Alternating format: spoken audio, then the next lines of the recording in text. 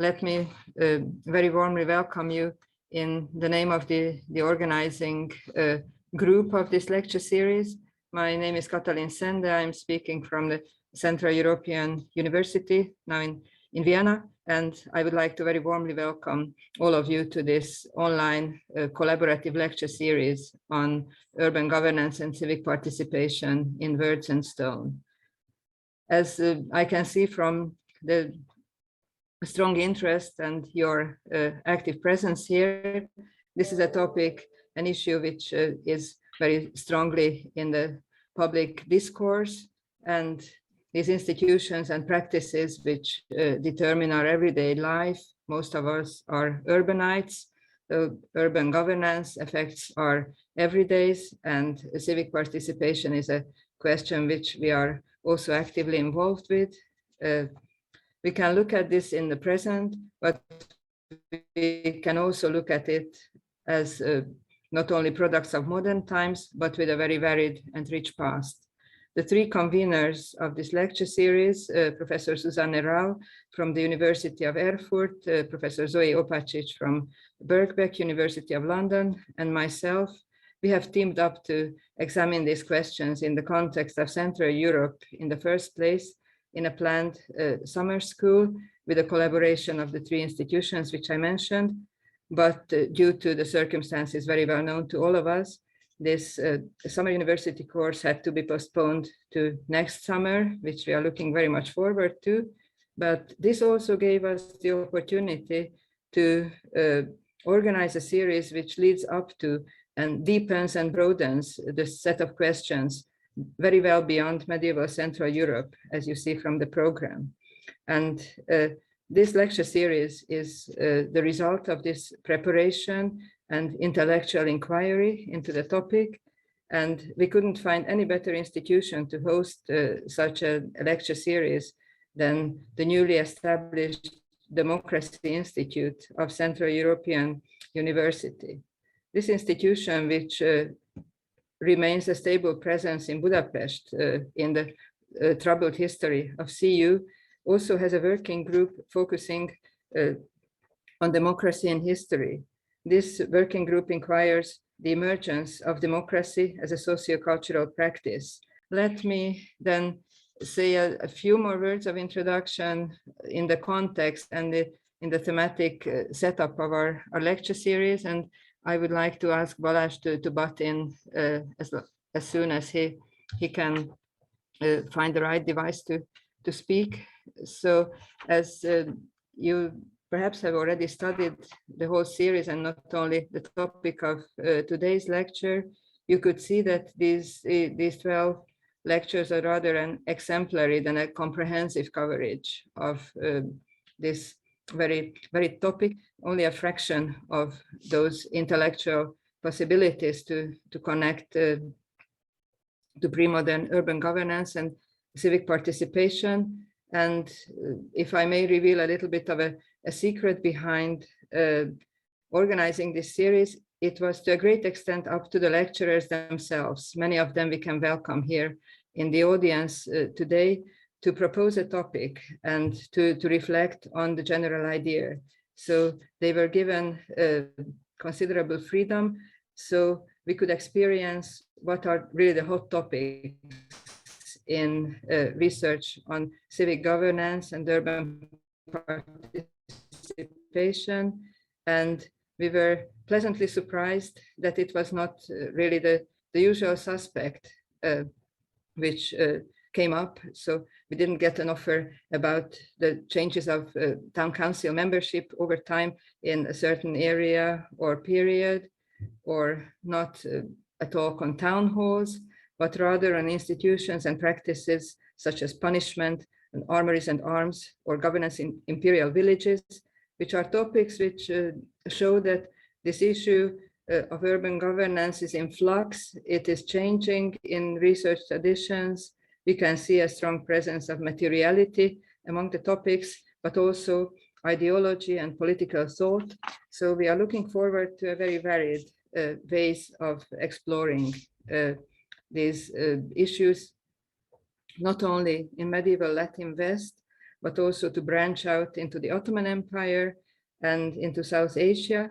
And the most comprehensive and most general talk will, of course, be at the beginning. I have to turn directly to introducing our speaker for this evening, because we could have hardly found a better person who can frame and kick off this lecture series with his talk than Professor Maarten Prak. So let me turn to introducing him to you, although I'm sure that many of you are very much familiar with his contribution to the history of urban governance and citizenship. So he has been a professor of social and economic history at Utrecht University since 1992. He also served on the board of the Royal Netherlands Academy of Arts and Sciences, and he is a member of a number of other scholarly associations, the European Academy, among others. But he's author of a great number of scholarly articles and many important books, surely on the curriculum of many of your courses on early modern Dutch and European history. He started out by examining the Dutch Republic in the early modern period, but he's also an editor of an important volume with Stephen Epstein about guilds, innovation, and the European economy, and another volume about the Republican alternative, Netherlands and Switzerland compared. And by looking at these topics by implication, you can see that he's an urban historian. Since the Dutch society was so highly urbanized, these two issues went really hand in hand in his research. And more recently, he has broadened up his view to institutions, cultural industries, guilds, human capital, and not least citizenship, which is the central topic of today's lecture. You probably all know his iconic book, which I am showing here, Citizens Without Nations. The image is surely familiar to you from the poster of today's talk. And most recently, he is the editor, together with Patrick Lanchner, also with us here in the audience, of the Cambridge Urban History of Europe, a forthcoming enterprise comprising not only Europe, but also its ramifications towards Asia and the Mediterranean world. But the book which I have just shown you, Citizens Without Nations, has been widely acclaimed for, I quote, by a reviewer, emancipating citizenship from the nation, and also for its provocative statements. So it's in this vein that I'm asking you, Maarten, to give your lecture on citizenship in pre-modern Europe and Asia, and provoke us with your thoughts. And thank you very much for accepting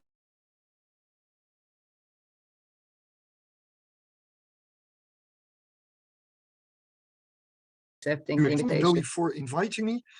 And I'm not sure if I'm totally grateful for the rather important task that you've assigned to me, which I realize is also slightly complicated, because this is an audience that consists of two, I would say, rather distinct groups. On the one hand, there is a group of students, and I'm really happy to see so many of you. I have to confess that I'm slightly more intimidated by the fact that there are at the same time quite a few of my colleagues, some of whom will be speaking later in the course. The complication is that this is a course, an educational environment, I think, in the first place. So I've decided to talk to you, the students, first and foremost, and hopefully my colleagues will hear something that is new for them. But I'm not so sure about that. Apologies to them. I see already Mary saying we're all lifelong students. Well, hear about that. I'm going to share my screen and explain a little bit more about what I'm going to do once you can see my PowerPoint. And I think this is the right thing to do. Yes. So this is the title of my lecture. And let me see how I can move to the next slide. I think I should be able to do that. There we are. So, because this is the start of a whole series, I've decided to preface a talk that is in many ways a summary of the book whose cover you've already seen because Kati held it up. But I'm going to preface that with a number of slides that talk a little bit more about citizenship and civil society, what kind of definitions are out there, but also why is this an important topic to consider, and what are the kind of ideas that at least shape my work. I'm sure some of the other lecturers will have other ideas on their mind, but I'm sure they will also share those with you. Okay, when it comes to citizenship, I think there are, well, first of all, let me say, like all important topics in life, there is no sort of definition that is shared among all the authors. So when you read various works on citizenship, you'll either be confronted by definitions that are explicitly in those works, but very often they'll kind of assume that you'll understand what they are talking about. This whole literature about citizenship, of course, goes back a long, long time to Greek antiquity in particular, when you see that the first philosophers start to think about what it means to be a citizen and also articulate a whole set of ideas about that. And in those texts, one of the sort of definitions you'll find is that citizenship implies active participation in the public domain. So in Aristotle's word, giving judgment, holding office. And when you read Machiavelli almost 2000 years later, you'll find similar sort of ideas about what it means to be a citizen. So citizenship is not a status for these authors, but it is an act, or rather a whole series of acts. This is fundamentally different from the sort of understanding that I think is dominant nowadays and in public discourse in particular, where citizenship is a legal status first and foremost. And you can recognize that status by holding up your passport, which demonstrates that you are entitled to that status. And the quote that I give here from Andreas Vaameyer's book on citizenship gives you exactly that. Importantly, that status in modern times is connected to the nation state. So this was not necessarily so for older definitions, but it certainly is in the 19th, 20th, and also 21st centuries. An interesting third way of thinking about citizenship comes back in a way to Aristotle, because it also implies a sort of practices, so activities. But this is one of my intellectual heroes, Charles Tilly, an American sociologist, historical sociologist. He died a couple of years ago, but he gave a very important definition which focuses on the interactions or the transactions, as he called it, between individuals and agents of a state, or I would say, for the purposes of my lecture, of a different type of polity, and in which each, as he says, has enforceable rights and obligations. Okay, so far, so good. Citizenship essentially is a feature of, or a practice of, status of an individual. But in this lecture series, we want to move beyond individuals and also think about civil society. So we need to have some definitions there as well. And there are various features that I think are important for my talk, but also for the subsequent lectures in this series. One of them is that civil society is in the public domain, but it's not state institutions necessarily, although we will see that the state has a role to play in all of this. You could argue that civil society is a sort of intermediate layer between individual citizens and on the one hand and the state on the other hand. From the perspective of citizens, therefore, civil society is a domain where citizens can come together and act as collectives. As a result of its intermediate position within the larger political framework, civil society is also a very ambiguous domain. And what exactly it is all about is something that is contested in real life, but also much debated in academic literature.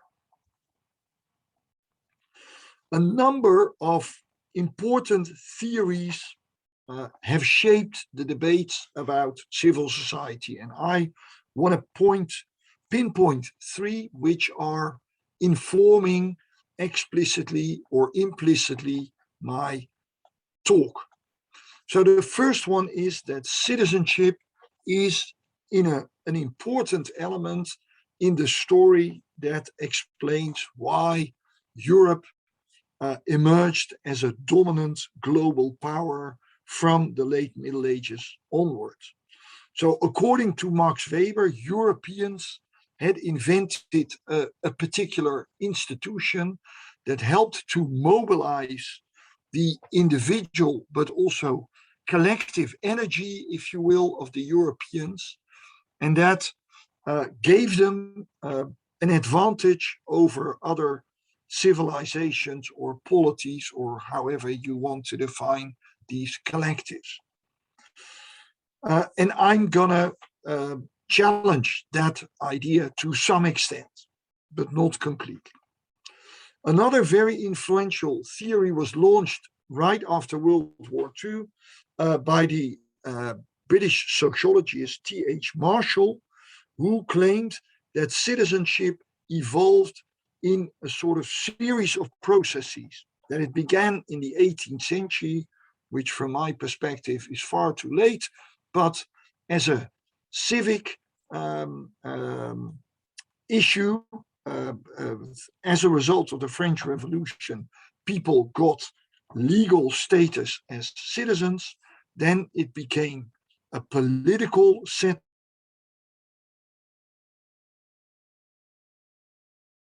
of rights. The rise of the welfare state also added a social dimension to citizenship. Robert Putnam, an American political scientist, in two very influential books, one about Italy, the other about the United States, made a very important claim that civic institutions, and in a way it harks back to Weber, are a precondition for economic and social prosperity. So that's not quite the same as Weber has it, but it's maybe implied in his ideas. And this idea of the importance of civic institutions is also available in a number of extremely influential economists who claim that what Douglas North has called open access societies, or what Acemoglu and Robinson have called inclusive societies, are indeed preconditions for larger welfare, for economic prosperity, and of course also for economic growth. Now, there are all sorts of ideas that feed into all of these issues. There are economists who think about issues of collective action. For economists, this is not very self-evident, because their methodologies start with individuals, the whole rational actor model. But sociologists, for example, will tell you that humans are almost by definition a collaborative species, and that there are all kinds of ways in which we are organized in families, in workshops, in clubs, and indeed in states, that all contribute to, if all things work out well, greater welfare for all of us. But that, of course, can also go horribly wrong. Think of oppressive families, of oppressive states, and so on. So for historians, a very important question is, under what conditions did collective action actually emerge and flourish? And could it be that citizenship has something to tell us about those conditions? And that is why it is an important topic, but at the same time a very complicated topic, because collective action in itself is possibly a force for the good, but can also create all kinds of problems in human interactions. And there's an interesting literature. I won't say too much about that. Some of it is very pessimistic, including Manker Olson, but also Michael Taylor. Other authors are much more optimistic about the possibilities of collective action, including Robert Axelrod and Elinor Ostrom, another Nobel Prize winner, by the way, who think that under the right conditions, and these authors explain what those right conditions are, humans can actually get together and get stuff done that is positive for them and their environment.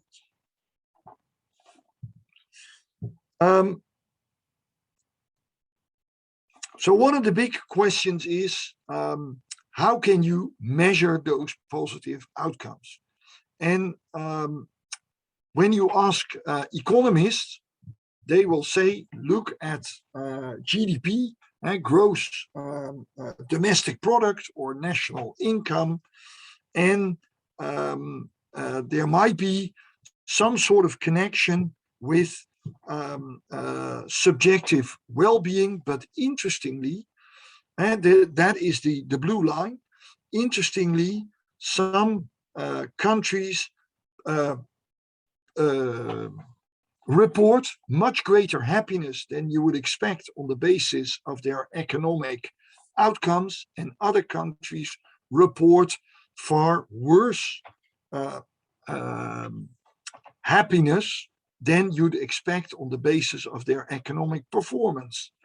And the Netherlands are one of those countries that are happier than you'd expect on the basis of their our national income. And Hungary, unfortunately, is a country that reports less positive. And I'm sure this is something that the country's government is determined to improve. But the way that it does so might be actually counterproductive if you want to achieve those improvements. And to reassure you, our own government, the Dutch government, my own government, is, well, not quite trying to imitate what's happening in Hungary, but it's also making a small mess of it currently. So maybe we will go down in this graph in a couple of years as well. Now, a lot of economists and also economic historians are skeptical about this idea of thinking about human happiness only in terms of economic results. So there is a very interesting project funded by the OECD, to which some of my Utrecht colleagues contributed, that try to map other dimensions of happiness. And one of the things that they haven't done, but I think they should have included, is the topic of citizenship, which we will now be turning. And I'm going to skip one slide, but I want to say that when you read the historical literature, you will see that early modern Europe and actually medieval Europe do not show up very well when you think about citizenship as a good institution. Because according to a quite substantial literature, this is the era when oligarchy rules. And there is a quote here on the screen that shows that even in England, which had its parliament after all, this parliament was not performing as you'd hope it would be, because it was dominated by a small number of elite families. And on the other hand, ordinary people, they could rebel or revel, they could riot, but they were usually incapable of mounting a structural opposition to the power of elite families, or that's the story we are told still very much in the textbooks. And it is against that picture of early modern Europe that I want to argue in the next part of my lecture. Because my claim is that a lot more was going on in medieval and early modern Europe than you would usually assume. And why has all of that been overlooked? Well, first of all, because most historians were sticking to a definition that only looked at the legal status of citizenship. And it is true that as a legal status, citizens were a relatively small minority in medieval and early modern societies. But when you look at it from a practical perspective and use the much broader definition of people like Charles Tilly, you can see, as I will demonstrate in a minute, that people were involved in quite a few institutions of civil society that helped them to make an impact in public life. The other reason why historians have overlooked the importance of citizenship is because they were obsessed by a national, a post-French Revolution type of definition. They looked at national institutions and observed, in most cases quite rightly, that ordinary people did not show up in those institutions very often. There were exceptions, and I'll discuss them, but in general, this is correct. But my counter argument is that most of the things that were important to ordinary people were not decided on by national institutions.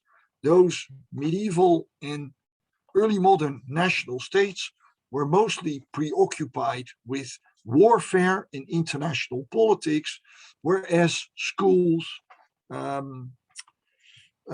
welfare, healthcare, all of those things were supplied by local institutions where citizens, as I'll demonstrate in the next 15 minutes or so, in Europe had much more of an impact.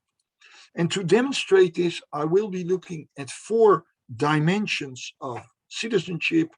3 of them, I think, quite obvious. The 4th, not so. But as I'll show you, it was very important too. And the story I have to tell is basically applicable all across Europe, although I am focusing here on urban settings and not on the countryside. We can talk about that during the Q&A, but my story and my book, I have to say, is mainly about, or really all about, urban settings. So when you turn to local politics, one of the things that is striking is that a lot of towns, cities, at some point during their history had elections for local councils. Those elections might have been restricted, not everybody could vote in them, but nonetheless, there were a lot of places where citizens, usually people with formal citizenship status, could participate in those elections. And again, depending on where you were, quite substantial numbers of people actually had that citizen status. Next to elections, we also find in quite a few places, for example, in countries like Spain and France, consultations of the local citizenship. And not only people with formal citizenship, but for example, in Spain, you had these open meetings where really everybody could participate in consultations by the local government about important issues affecting large numbers of people. For example, the introduction of new taxes.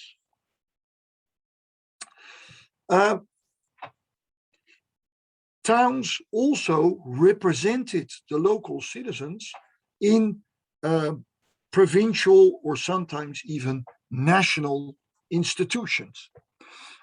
So this was another mechanism through which ordinary people could have a say not only in local politics, but also in, as I said, regional or even national politics. For example, in the Dutch Republic, the most important province of the Republic was the province of Holland. It had a provincial assembly in which the nobility cast 1 vote, and 18 different towns also each could cast a vote. And Holland being represented in the national institutions, the States General, the National Parliament, and through that regional parliament could have a voice in national politics. This whole idea of citizen participation in local politics was supported by an ideology of urban republicanism. So citizens and governors locally shared an idea of what the urban community should look like politically, and in which it was totally acceptable that ordinary citizens would indeed have a say in the way their local societies were run.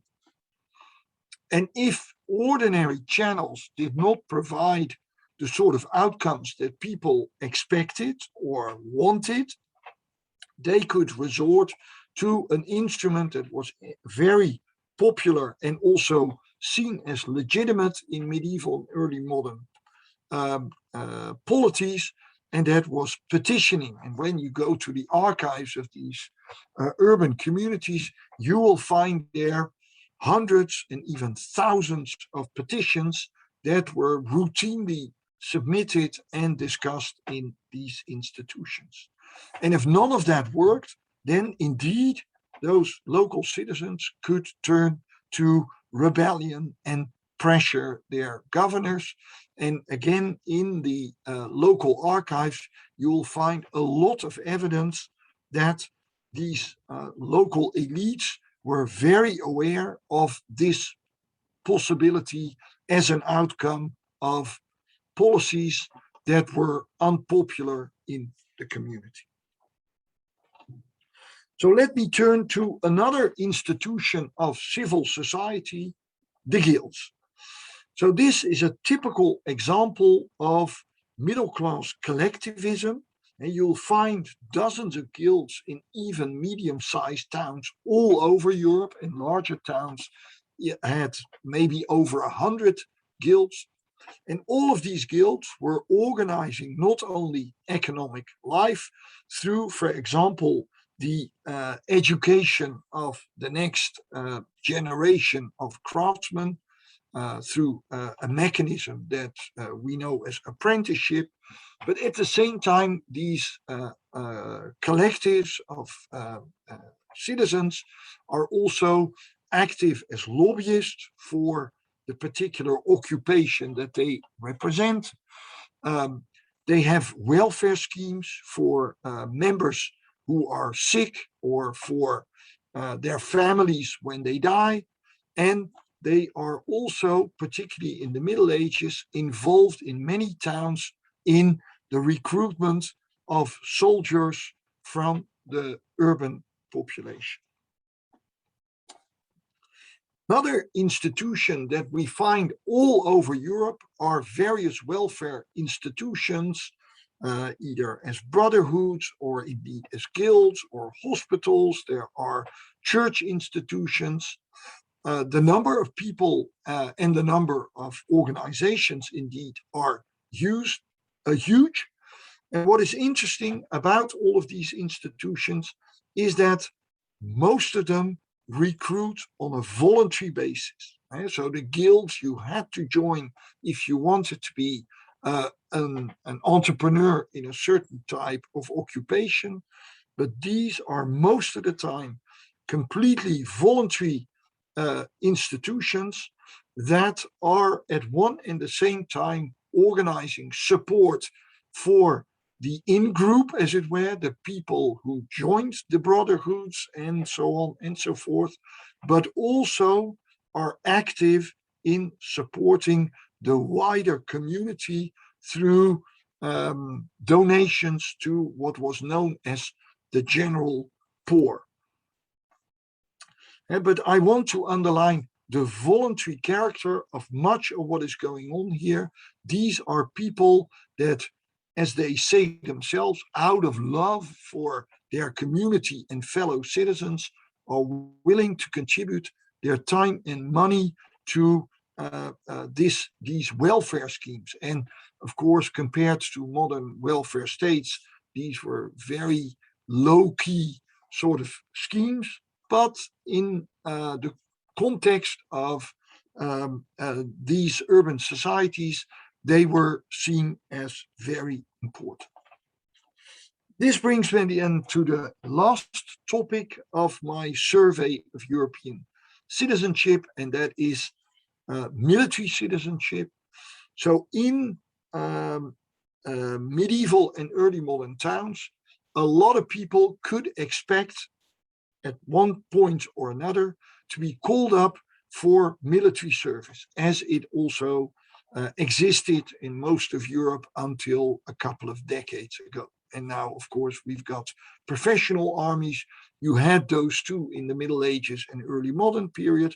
But next to that, in times of crisis, urban citizens were called upon and had to be called upon, according to Machiavelli, to defend their homes and their families. And Machiavelli's argument here was that professional soldiers were extremely unreliable because they were doing this for a livelihood, and obviously you didn't want to die while doing your job. But urban citizens were defending their own property, their wives and children, and therefore would stand up no matter what for those things that were so dear to them. In the Middle Ages, some of this was on a voluntary basis, but as time progresses, we see more and more compulsory service being introduced. And all of this continues right down to the French Revolution. People had to bring their own weapons. This was, I think, a mechanism to exclude the poor, to make sure that the pauper population would not be armed and therefore a threat to public security. But as it turns out, the middle classes that make up the majority of these civic militia men are also from time to time threats to public security, because they use their organizations and weapons to pressure the authorities to give in to certain political demands that these people are making. One obvious question here is, so what about the female citizens? Well, one point where I can reassure you is that citizenship was accessible to large numbers of women. But beyond that formal status, their role in public life, as we all know, was quite limited. They were excluded from most offices. As time progressed, they became more and more excluded from the guilds. But they were active in welfare organizations. And here we see actually some women from upper class families in Amsterdam who are active as members of the board of an orphanage in Amsterdam. On the other hand, in military organizations, they did not have a role to play. Now, as I said, my story applies all over Europe. But politically speaking, and also economically, Europe was not a uniform region of the world. When you look at the map on the right-hand side, you can see that from a point of view of state formation, there are three zones in Europe. In Western Europe, you have large states like England, France, and Spain. And similarly, in East Central Europe, you have large states like Poland, Hungary, the Ottoman Empire, obviously, and so on. On the other hand, the middle zone is characterized by a large degree of political fragmentation during this period. Interestingly, the zones of strong economic dynamic are situated in this area of political fragmentation. So how can, and this is shown on the map, which covers northern Italy, the Low Countries, southern Germany, and also England in the early modern period, the so-called blue banana, as geographers call it. Now, how can we explain those two things from the point of view of citizenship? Now, I claim in my book, and it's explained there in much greater detail, that much of this has to do with the role of cities and their citizens in the polities that we see in those various regions. So in medieval Italy, in a way you could argue cities were states. And by the time these city-states evolved into regional states, we also, see economic stagnation. And I'm not claiming a causal relationship going from citizenship to economic outcomes. Maybe it's the other way around, but there seems to be a coincidence here, in the sense of a co-evolution of those two things. When you think about the Dutch Golden Age, I already explained a little bit about the Dutch Constitution. We see similarly that this Golden Age coincided with a period of dominance of what was in effect a new state by the towns of that polity. Likewise, in post 1689 England, we see a parliament that, although most of the members were of noble or quasi-noble background, they were in fact elected by urban communities. And these communities had a strong influence on the way that Parliament ran the English and later British state in the 18th century. This is not the same as you see in other countries. These are really the more normal situations. And for all kinds of reasons, in those other countries, towns and their citizens could not have the same impact on national governments. And I list here, I won't talk about all of them, but the various reasons why this happened in a number of important parts of Europe, including East Central Europe. Okay, so that was part 2 of my lecture. Now I've also promised to say a few words about Asia, because Asia is an interesting contrast with Europe if we want to believe Max Weber's idea that Asian cities were in a number of ways fundamentally different from those in Europe. Well, one thing in which they definitely were not so different was the fact that they too had these walls that set them apart from the countryside. So the walled town as a sort of self-enclosed community, at least in a physical sense, is also present in China. And there are other similarities with pre-modern Europe. One of them was that they too had guilds.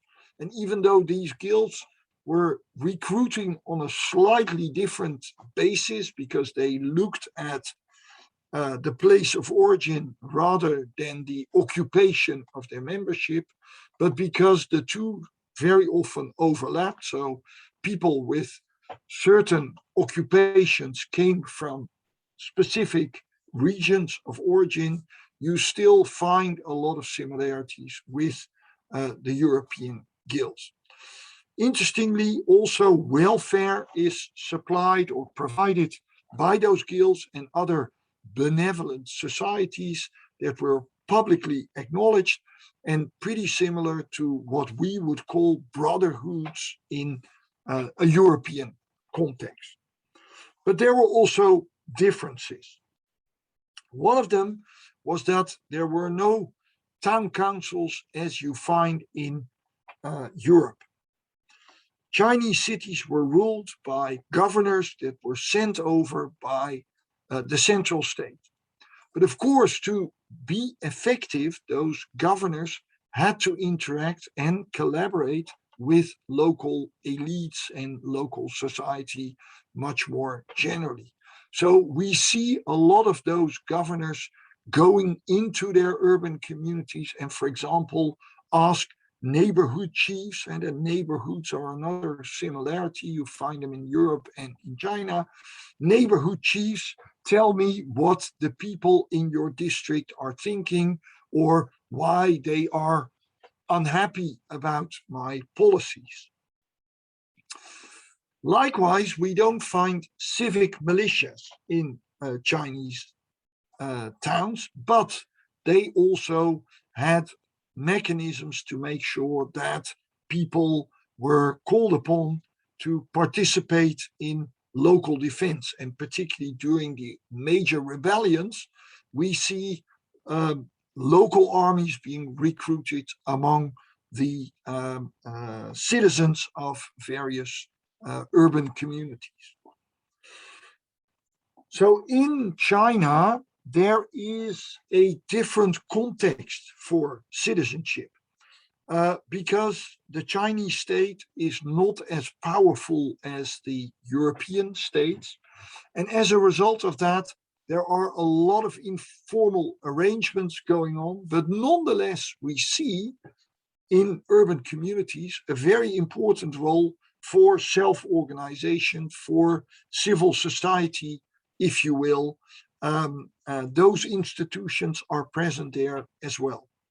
However, they can't play a very strong political role because there is no local council, no, let's say, official mechanisms to have an impact on policies. So this is a major difference between China and Europe.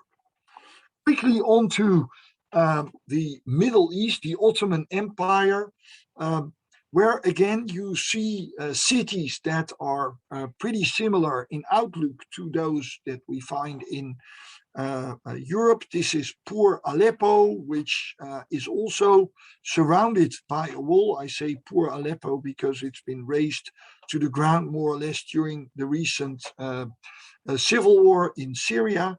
But it was a proud and very important city, of course, in the early modern period. And when you look at the way that these local communities are run in the Middle East during the Middle Ages and the early modern period, what we find there is something pretty similar to what we've seen in China. So here again, there is a governor who is sent by the local, by the central authorities and moved around through the empire on an annual basis. So these people are real outsiders. And as a result of that, they depend very much on what local elites and local communities can offer them in terms of informal and formal arrangements. So in Ottoman towns, neighborhood headmen, the Sheikh al-Hara, I mispronounced that, I'm sure, has a very important role in the interactions between the central governor and the local community. They, as it were, are mediators between those institutions. Next to that, in those cities too, you have a lot of guilds with quite a bit of autonomy. But, and this is not quite the same in Europe or in China, they interact a lot with professional soldiers who are stationed in those urban communities, because a lot of those soldiers are also part-time craftsmen. And so we see soldiers moving into the guilds, but also a lot of craftsmen getting a sort of formal soldier status because that gives them privileges. Now, those combined institutions of the janissary units and the guilds are very powerful political actors, particularly during times of crisis. And there are instances, for example, in Aleppo, where they even take over the governance of the city. Finally, we find well-known welfare institutions known as the Waqf. And again, I'm probably mispronouncing that, but Patrick Lanchner will correct me later. These are very much like European foundations, hospitals that you find everywhere in Europe. We also find them in the Middle East. And again, these are set up with voluntary contributions from the urban community. So the point I'm trying to make, as in China, there are very interesting parallels between the way urban communities work in Europe and in China and the Middle East. But very importantly, the political institutions of those urban communities in Asia are not quite organized in the same way as they are in Europe. So what we see when we compare those various regions of Eurasia is that in Europe, political citizenship was important, but it was declining from the Middle Ages towards the French Revolution. In China and the Middle East, it was always much more limited. But in a way, you could argue that Europe was increasingly becoming like China and the Middle East. All of Eurasia is very similar when you look at guilds as a civic institution. And the same is true for welfare. Again, this is very much a bottom-up sort of activity. Military citizenship was significant in Europe and the Middle East, but not in China. I think I'm coming to my conclusions, and I should be because my time is up. So what we see is that China and the Middle East had significant citizenship practices. Urban governments we only find in Europe, and this was the point that Weber made. This is very significant. But within Europe, urban autonomy was on the decline. And a point I was also trying to make is that the successful areas in Europe managed to somehow combine local citizenship with strong urban representation in national institutions. In Italy, because they were really the same. In the Dutch Republic, because the federal structure allowed a lot of influence for urban communities, and in England, because Parliament was organized in such a way that urban votes represented a majority in that institution. I'm ending with putting up some issues for debate, but I'm happy to also talk about other issues, and I'll anyway stop sharing my screen at this point. Over to you, Kati.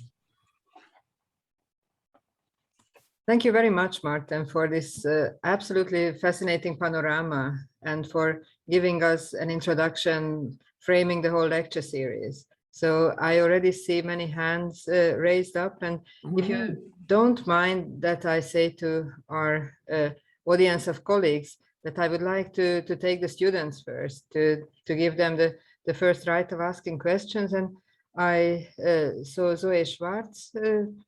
Maybe Zoe, you can ask the first question. I was clapping, but I do have a question. So with the level of representations from the citizens who could vote voted, and then the representations went to a larger governmental body. How much did these representations actually represent the urban community? Did they actually listen to the people who voted for them? And then also, what about minority groups whose concerns are overshadowed by Christian communities versus like the Jewish communities? Very good and important answers. So let me address the second part of your question first. So obviously what I'm trying to do here is sell you a quite optimistic idea of citizenship in pre-modern Europe and even in pre-modern Asia.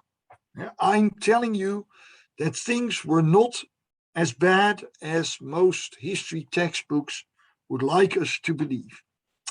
But having said that, and you sort of put the finger on that point, by 21st century standards, the situation still was pretty dismal. So, indeed, women, minorities, they were poorly represented in these institutions.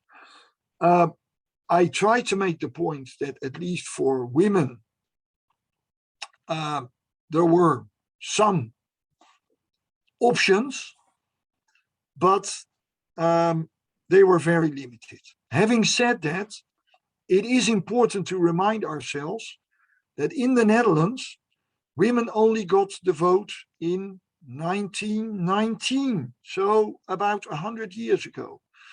That women only got independent legal status after World War II. That there has never been a female prime minister in this country so far. That our parliament has only, I think, 1/3 female membership. And I could go on and on and on, right? So by the standards that we would like to apply from our modern perspective, a lot of countries still fall dismally short from the ideal situation. So I think that measuring past achievements by our own standards is going to leave you extremely depressed.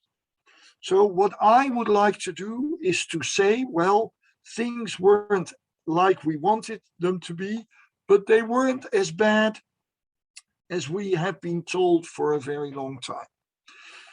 Even for Jews, there were still, well, some points of, let's say, hope. For example, in the city of Amsterdam, Jews could obtain citizenship, formal citizenship status in the 17th century. That citizenship was limited in all kinds of ways. For example, non-Jews, so Christians, could pass on their citizenship to their children. And that was interesting, for instance, on the marriage market. Jewish citizenship could not be inherited. So if you were a Jewish family, you had to acquire it again and, of course, pay for the privilege for your children and for their children and so on. Jewish citizenship did not give you access to the guilds. But nonetheless, it gave you access to justice in a way that perhaps was not available to other people. Similarly, we see that some cities, Augsburg, for example, in southern Germany, create citizenship for various religious communities. So for both Protestants and Catholics. And this is also true in Holland, for example, and there was no discrimination on the basis of your religious ideas. Both Catholics and Protestants could become citizens, access the guilds in Dutch towns. So it's a very mixed sort of picture. Your other question was about political representation. So we know, for example, in England, that most towns elect people with noble or connections to parliament, but they give them instructions as well. They tell them, we voted for you, this is now what we like you to do. They petition these people and tell them, we are concerned about this, would you please put this on the agenda in parliament? And so there are indeed direct ways in which these people can influence parliamentarians. Yes. Hope that this was an answer to your question. Yes, thank you very much. Yeah, many thanks. Previously, I saw Isidore raising his hands, and then Josh can be the second after that. No, I was just clapping, but thank you. Yeah, so then Josh, you can go ahead with your question. So I just had a question on guilds, and I think this kind of applies to any area, whether it's the Dutch, the Chinese, or even in the Ottoman Empire. How did distance work for citizenship in these areas? Because a lot of the examples that we're looking at are really small cities. They're relatively self-contained. But for areas that are like really sprawled out, or if someone, for instance, if a large group got called away on a military matter and they were too distant away to be there and participate in any of the voting process, any of the decisions, was there probably not unified, I would assume, but were there methods in place to take care of situations where a proportion of voting members were not present for one reason or another? Would they have things conducted away from town? Would they have representatives chosen in their places? No, I don't, at least I'm not aware of them. It's a very good question, but there are a couple of aspects to it. So you seem to imply that my story applies only to small communities. I don't think that is true. I talked about Amsterdam, but when it comes to guilds, I could have talked about Istanbul, for example, a huge city with, I think, over 75 guilds, quite autonomous and quite influential when it comes to the way the city was run. Indeed, a lot of these civil institutions assumed, most of them actually, that you were resident, right? That you were in the place. So the thing they worry about is not so much your temporary absence, although they have rules for that. You could leave the city for a certain amount of time and still hang on to your privileges. But the real thing they worry about is migration, in migration. So what can we do with people who arrive in those cities and who might want to become members of our associations? And the really important thing for most of these associations is we have a certain position.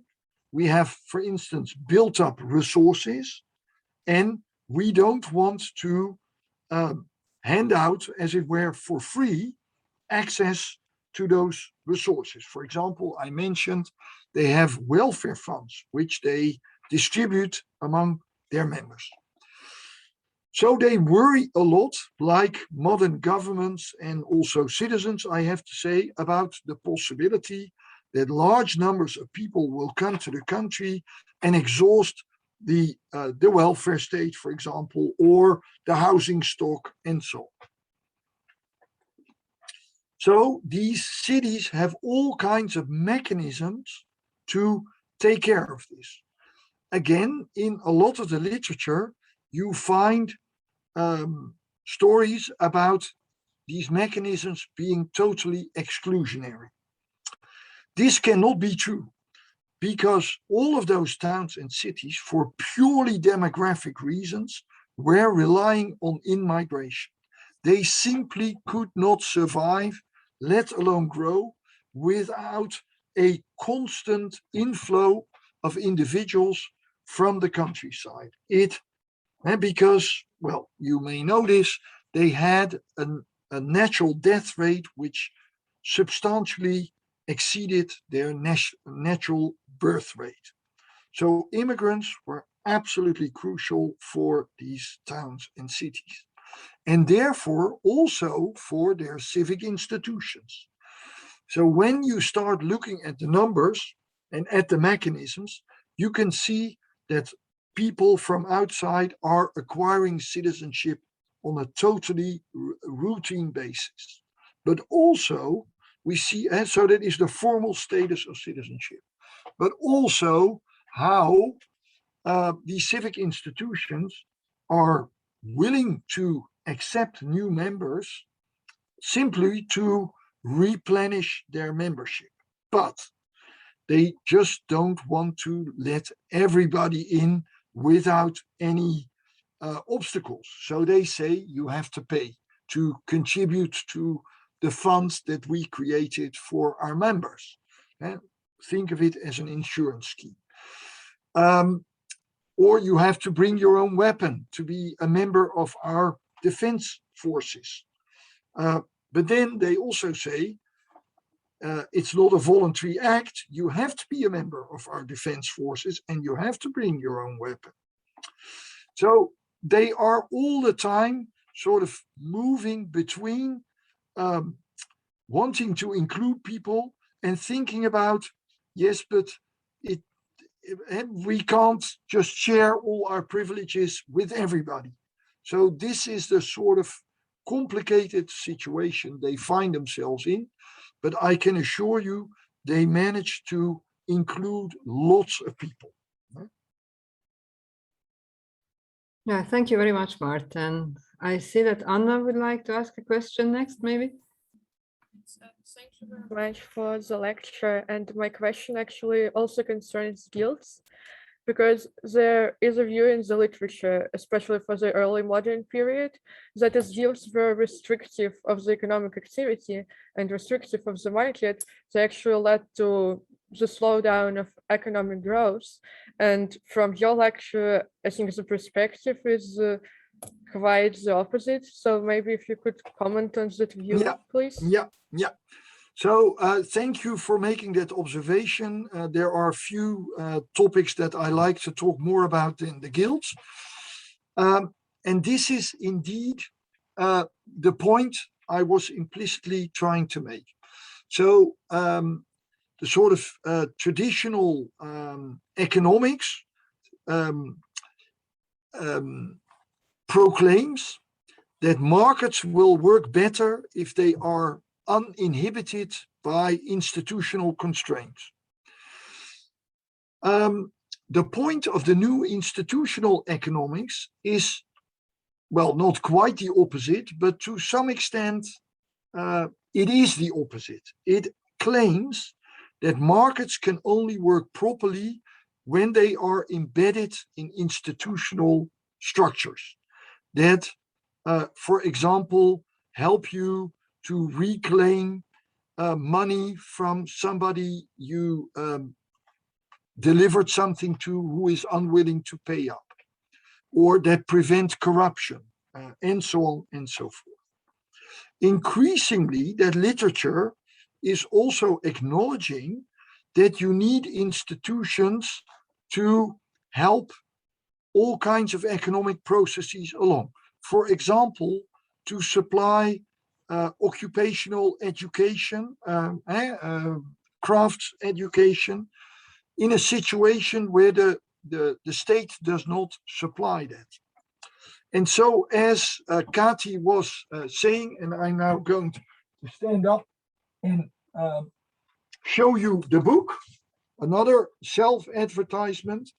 In this book of essays about guilds and innovation, the authors, including myself, argue that in a whole range of industries, you can see these organizations making a positive contribution because they organize the market, because they organize education, because they subsidize innovation. For example, in the Lyon silk industry, in all kinds of ways, they promote economic activities. And when you start thinking about the modern era from this perspective, you see that business is extremely well organized. They know how to empty the coffers of the state to get money from the state. Think of the Corona pandemic, when the economy was supported in all kinds of ways. And nowadays, business is lobbying the government in all countries for a continuation of these programs. So the way that guilds were criticized came from a very particular sort of idea of how the economy works, and that idea is now much criticized. Yeah, many thanks for expanding on this aspect. I think it was really illuminating, and thank you, Anna, for giving an opportunity for Maarten to do that. So, any further questions? I didn't want to restrict colleagues. I just thought that students can come first, but also now, Miri, please. Thank you. Maarten wrote to me earlier today to say, I said, I'm looking forward to his lecture. And he said, oh, there's nothing for you to learn. I respectfully contradict you here. Many, not only the way you configure the material, the way you brought in the concepts from social science, some familiar, some less. And yeah, and of course, in the end, with that lovely comparison with societies we know less about on the whole. So 3 things occurred to me, well, mostly 2 things occurred to me when you were talking about, when you had the slide where you showed the various areas of activity like governance, military militia, and so on. So I was trying to think, partly because I'm going to write for the volume that you and Patrick Lantner are editing about this. So where would you put religion? Do you think that in these societies, religion, not simply, but religion just informs all areas of activity in a way? It provides a language for expression and rituals. So in a way, we would quite naturally look at religious aspects of the activities of all these. So in a way, you don't have to talk about it as a sphere apart, but rather as an underlying aspect that can provide cohesion or, yeah. Okay, so you may want to just say more about that. I just wanted to know that how you're thinking about that. But then I also wanted to ask you about 2 of the successes, that is the Dutch Golden Age and England, and well, the less what you call normal, that is Spain, and we might say Portugal, are by the time, for a large part of your period, have developed imperial capacities. More than that capacity, much more than that. They become empires. And I'm just wondering whether you want to talk about that as a point of inflection or change, because since your argument depends a lot on the relationship between cities and citizens and the state, when the state changes so very dramatically, economically, militarily, in terms of its geographical spread and so on, so in a way, the banana has to take a very different shape. So I'm just wondering where this lies in your thinking, or is this something you talked about elsewhere that I haven't read, or maybe not yet? So if you could say more to that. Yeah. Okay, thank you, Miri, for asking those questions. So first on to religion. This is the topic that has been, I think, raised in every lecture of this kind that I've given. So thank you for because it's important, and it's something I struggled with, I can tell you, because for all the reasons that were just mentioned, it's so pervasive in all of Europe. Why not talk about it? And there were 2 considerations that held me back. So one of them, I will admit, was this book was totally getting out of hand, and I wasn't sure if I could spend another year reading up on the religious history of Europe. And so there was a very practical reason. But then I also convinced myself that I didn't have to do it. And the reason for that was actually twofold. One of them was that there are religious dimensions in a lot of the civic institutions that I do discuss. So in the guilds, in those welfare organizations, these are full of religious ideas and motivations. So in a way, implicitly, it is there in the book. But the other reason I thought I could pass over this very important topic was because I wasn't sure if it was going to make a big difference to my argument. And one of the reasons is that although, of course, the Reformation is incredibly important, and although the Reformation was, according to the current state of the debate, very much an urban phenomenon, and I have about 1 page about that in the book, but when you think about my blue banana, which was very important in the way I conceptualized the book, you can see that it covers both Catholic and Protestant areas. So I am convinced that Weber was also wrong about this, that capitalism and that whole thing was not a Protestant invention. It originated in medieval Italy, and it was very powerful in Catholic areas just as much as it was in Protestant areas. So I thought I can afford to get away with a book that doesn't have a chapter on religion, but I'm still not sure, I have to admit, whether I made the right decision. So therefore it is good that you're going to make up for this perhaps mistake by writing a chapter about it in the book on the urban history of Europe. Now on to empire. I will also admit that at the time when I was conceptualizing the book, empire was maybe not as much uppermost in all of our minds as it has become in recent years. But if it had been in my mind, it would have been a problem for me, because you have empires that are good for cities and empires that are not so good for cities. So think of the Russian Empire, it's not good for cities. Think of the Holy Roman Empire, quite good for cities. Or Spain is also quite beneficial for urban communities. You see centralizing states like Spain or France or England, indeed, going on an imperial trajectory outside of Europe, but you also see a federal state like the Dutch Republic doing quite the same. So to be honest, I haven't thought very hard about empire, but when I start doing that, I'm just not sure how and where it could fit into my story.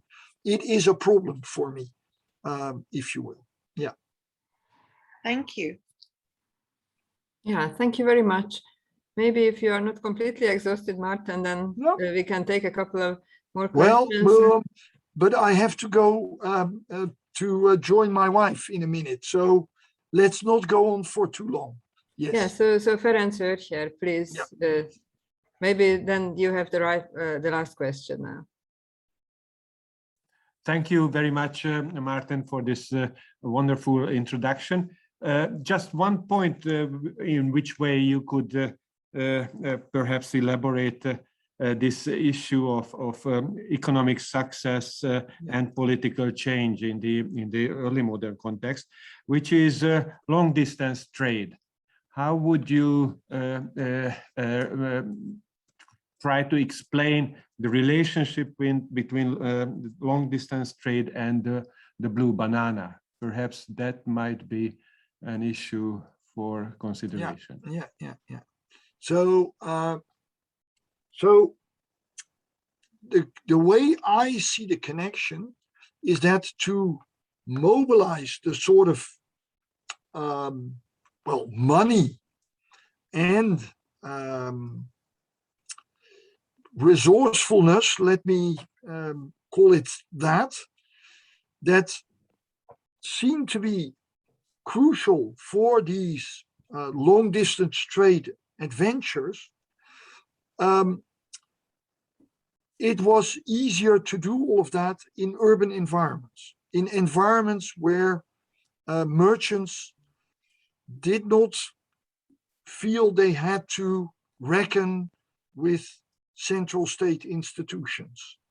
And yes, there was an alternative model into all of this, which was through the mobilization of state resources. So think of Spain. But most of these long distance trade regions are located in the blue banana, I would argue.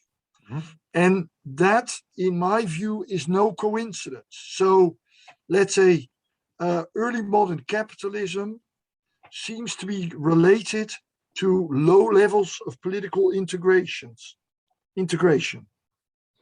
The other way around, high levels of political integration seem to happen most of the time in predominantly agrarian and regions with low levels of urbanization.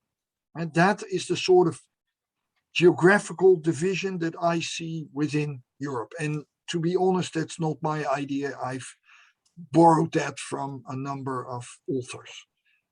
But this is the sort of connection, or rather division of labor that I see.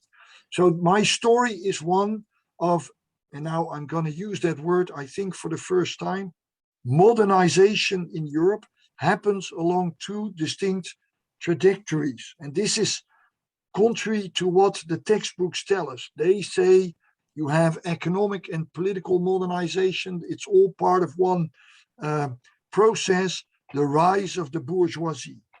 I say, wait a minute. Political modernization happens in large bureaucratic states. Economic modernization happens in those quite fragmented zones of Europe. I think that's quite convincing as an argument, but I suggested the issue to connect it with Miri's question about the issue of empire in the early modern context, because long distance trade had an aspect, a political aspect or military aspect. So this, of course, is happening against the background of the military revolution, the sort of arms race that is going on. And initially, those smaller states are quite successful in that. But as time goes on, you see that it becomes increasingly difficult for them to be in the competition, as it were. So this is what we see happening. And the British, of course, have the best of both worlds. They have a large population, a centralized state, and at the same time, they are capable of mobilizing those energies. And I suggested that the sort of linchpin in that is the way that parliament is constituted. But for the Dutch, they can't keep up. And that's, although they have a sort of favorable political environment, in the 18th century, they're exhausted and they can't. And this already happened to Venice in the early 17th century. And they just are no longer competitive against the French and against, well, some of the other great powers, if you will. So this is a story of, a military process, really. Thank you. Thank you very much, Maarten. I think there is so much food for thought for not only the next lectures, but also for engagement in these topics in other forms. And I hope that we can do it in different circles, both in the framework of this lecture series and also in formats of our seminars, publications, and maybe at some point we can also welcome you here in person. And with this, I would like to close the meeting for this evening. Thank you again for joining us, also for your active engagement in the discussion. And my last task is to remind you that we are looking forward to seeing you again next week, when Caroline Goodson from the University of Cambridge will give a lecture. She will take us a bit further back in time. The topic will be Mediterranean cities in the early Middle Ages. So thank you very much, Maarten. Thank you for everyone, and have a nice evening. See you next week. Goodbye. Thank you for having me. Yeah, it was a pleasure. Bye.